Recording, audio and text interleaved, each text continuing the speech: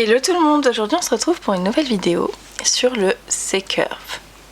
Alors, aujourd'hui je vais vous parler du C-Curve parce que c'est quelque chose qu'on entend beaucoup parler en onglerie, mais on ne sait pas forcément, enfin pas tout le monde en tout cas, sait vraiment ce que c'est. Donc le C-Curve, ça va être en fait, au niveau de votre bord libre en fait, ça va être plus ou moins arrondi. Vous voyez, là moi c'est un peu arrondi, là c'est des capsules américaines donc voilà. Donc par exemple je vais vous montrer sur cette capsule là, donc la architecture de chez Beauty Nails. Je vais zoomer un peu, voilà. Vous voyez là elle a un C-Curve, donc c'est à dire qu'elle est arrondie sur le bord. On obtient ce C-Curve en faisant un pinching, je sais pas, bon enfin en pinchant notre ongle. Et donc un ongle sans C-Curve, donc un ongle plat. Voilà, là c'est pour vous montrer la différence. Voilà. Donc vous voyez bien la différence, plat, C-Curve. Donc, pour commencer, il y a une grande différence entre les deux, c'est la solidité. Un ongle avec un C-Curve va être plus solide qu'un ongle plat. Je m'explique. Je vais vous faire une démo de suite et c'est ce que ma formatrice m'avait montré d'ailleurs en formation. Donc comme je disais, si je prends ma feuille comme ça, je vais dézoomer pour que vous ayez un peu plus une vision. Voilà. Si je prends ma feuille comme ça et que je la claque, elle se plie comme ça. Vous voyez, elle se plie. Alors que si je la curve, ben là de suite elle se plie plus. Pourtant j'y vais, voilà, elle se plie plus. Et donc ça apporte de la solidité à notre ongle, c'est pour ça que c'est super important d'en avoir un. Une autre chose que je pourrais vous dire, pour deux tailles de capsules, ça équivaut pareil pour le chablon, hein, mais c'est juste que là au moins c'est visuel, vous le voyez. Pour deux tailles équivalentes, ça va affiner l'ongle. Vous voyez la largeur de mes capsules, c'est vraiment différent. On dirait que celle qui est plus plate est plus longue, enfin est plus large visuellement. On dirait que celle-ci est plus large que celle-là, alors que pas du tout, elles font la même taille. Elles sont toutes les deux en numéro 7 et si je les mets l'une sur l'autre, elles sont parfaitement empilées, elles sont de la même taille. Mais le fait que ce soit curvé du coup, ben, ça apporte tout de suite une finesse supplémentaire à notre ongle. Alors ce C-Curve là se fera plutôt sur des ongles assez longs, genre comme les miens, vous voyez. J'ai pas un grand C-Curve mais c'est pas aussi plat que ça, vous voyez. La différence c'est vraiment... il y a un petit C-Curve mais c'est pas plat. Donc du coup déjà ça va allonger, affiner l'ongle, ça va rapporter de la solidité. C'est super important d'avoir un C-Curve, surtout dans le cas des ongles rongés. Donc capsule, pas capsule, on va pas commencer ce débat là. Mais c'est possible de faire des capsules sur des ongles rongés. Il y a plus de risque de décollement, oui. Mais c'est possible. Le mieux, moi, perso, je vous conseille le poli. C'est une valeur sûre. Vous êtes sûr que votre ongle va être bien formé. Et je vous ferai une vidéo sur les ongles rongés à un moment où j'aurai un modèle avec des ongles rongés à vous présenter, en tout cas, hors clientèle. Donc du coup, voilà. Le C-Curve c'est super important et même pour des ongles courts. Je vous dis pas de faire un C-Curve aussi, enfin vraiment très marqué on va dire. Mais c'est important. Et du coup je voulais vous montrer pour les différentes formes, les différents C-Curve qu'on pourrait avoir. Donc je vais le faire en live avec vous. Donc pour un carré, il nous faudra un C-Curve comme ça, dans le sens où notre ongle va être bien droit. Voilà, donc notre C-Curve devra descendre comme ça, en arrondi. Voilà, donc ça sera plutôt un C-Curve comme ça. Pour plutôt une amande, ouais, une amande. ce sera du coup un sécurf plus petit parce que notre ongle va être comment dessiner, ça va être comme ça. Du coup notre sécurf va être vraiment plus petit. Donc pour notre placement de chablon, pour un carré, notre chablon, il faudra qu'il soit bien droit par rapport justement au sécurf qu'on veut.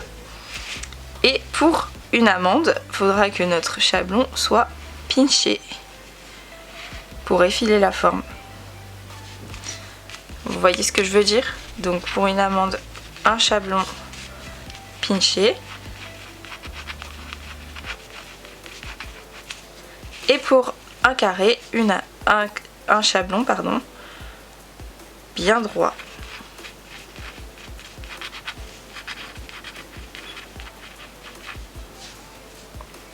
Voilà pour la petite note.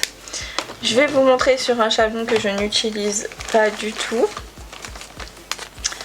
Donc cela, chablon de démo.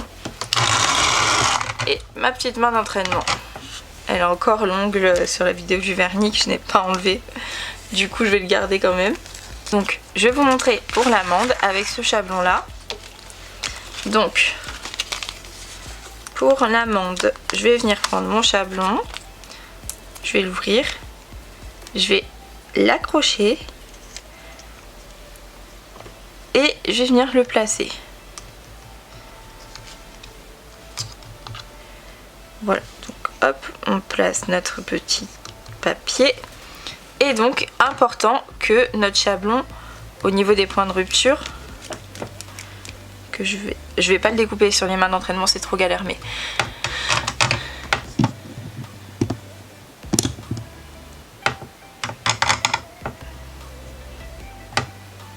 c'est important qu'au niveau des points de rupture, ce soit moins large que à la pointe.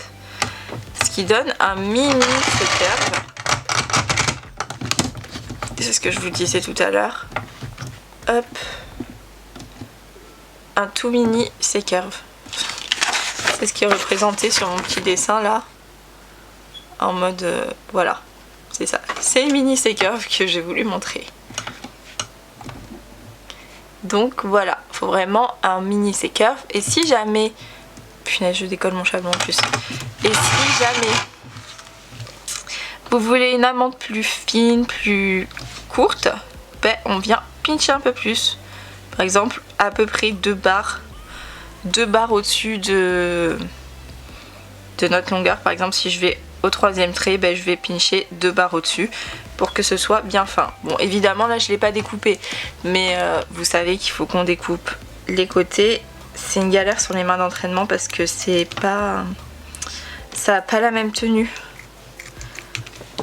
Mais voilà, faut que vraiment notre ongle, pour qu'il ait une finesse assez jolie, il faut qu'il soit de la largeur de notre... enfin, notre chablon doit être de la largeur de notre plaque. Voilà. On va dire qu'approximativement c'est bien parce que en fait si je veux je peux l'enfoncer jusqu'à l'os, donc bon. Voilà. Hop, faut vraiment que ce soit à peu près comme ça. Pas à peu près, il faut vraiment que ce soit par rapport à l'ongle et pas par rapport au doigt. Voilà pour l'amande. Et pour le carré, c'est pas possible de faire un beau carré avec un beau sécurf sur ce genre de chablon là. De toute façon ce genre de chablon là en général c'est toujours des chablons qu'on utilise pour pas grand chose on va dire.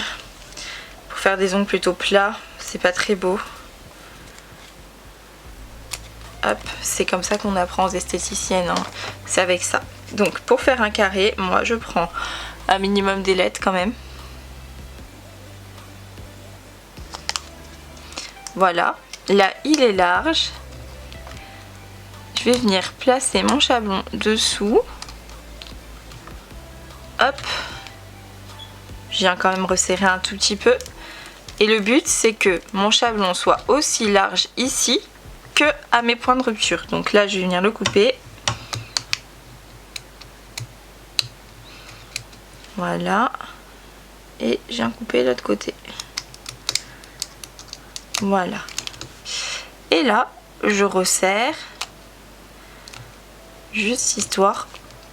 Il ne faut pas resserrer la pointe, il faut resserrer ici.